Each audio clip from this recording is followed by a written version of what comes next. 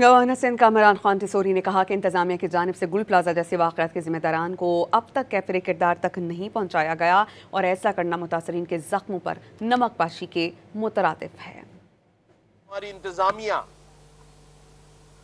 گل plaza جیسے واقعات میں ملوث لوگوں کو اب تک کیفر کردار تک نہ پہنچائے، اس سے لوگوں کے زخموں پر نمک چھڑکا جانے والی مثال ہے۔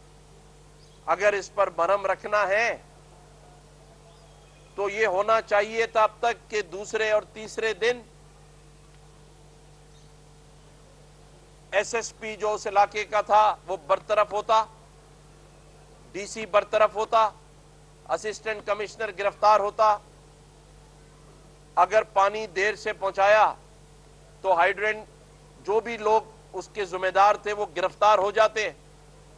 اگر فائر بریگیڈ لیٹ پہنچی تو اس کے افسران گرفتار ہو جاتے، برطرف ہو جاتے، تو آئندہ انتظامیہ میں خوف طاری ہوتا۔